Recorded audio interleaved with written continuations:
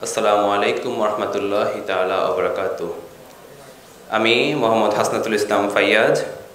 আজকে এই প্রোগ্রামে আমাকে আমন্ত্রণ করায় আমি ছাত্র শিবিরকে ধন্যবাদ জানাচ্ছি।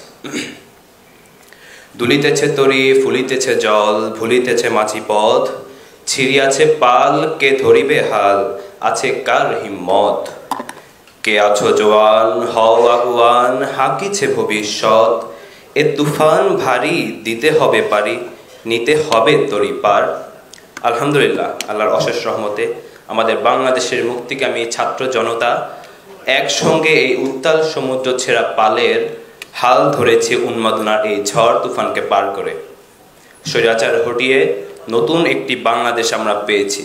এই বৈষম্যহীন ফ্যাসিবাদহীন বাংলাদেশ পাওয়ার স্বপ্নের পথে হাঁটতে শুরু করি জুলাই আগস্টের অভ্যুত্থানের পরবর্তী সময়টাতে। আল্লাহর কাছে শুকরিয়া জানাই আমরা তার জন্য।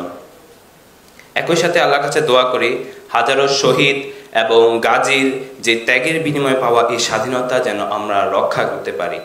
আমাদের সবাইকে যখন জালিমেরা দিশেহারা হয়ে জেলে ঢুকিয়েছে, অমানবিক নির্যাতন করিয়েছে, এমনকি ঝরিয়ে দিয়েছে তরতাজা প্রাণ, সেই মুহূর্তে আমরা কিন্তু কেউ পিছপা হইনি।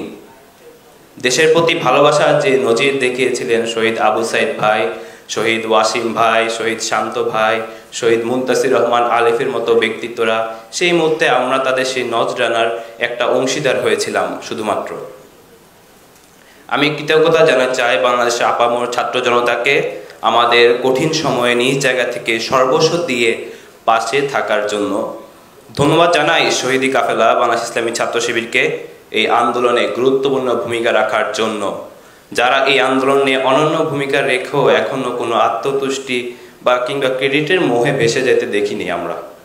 আমি আমার নিজের অভিজ্ঞতার গল্প অনেক শুনিয়েছি আপনাদেরকে, আর শোনাতে চাচ্ছি না। আমরা আজ দেখতে পাচ্ছি এত রক্তজোড়া সংগ্রাম শেষেও দেশে হানাহানি থামছে না, বৈষম্য থামছে না। ব্যাপারগুলো আমাদের অত্যন্ত ব্যথিত করছে। আমি শুধু বলতে চাই, এই নতুন বাংলাদেশে ফ্যাসিবাদী শক্তি যদি ষড়যন্ত্র করতে চায়, আমার প্রিয় দেশকে নিয়ে চক্রান্ত করতে যদি চায়, তাহলে আমরা কিন্তু আবার শহীদের ভূমিকায় অবতীর্ণ হওয়ার জন্য প্রস্তুত রয়েছি।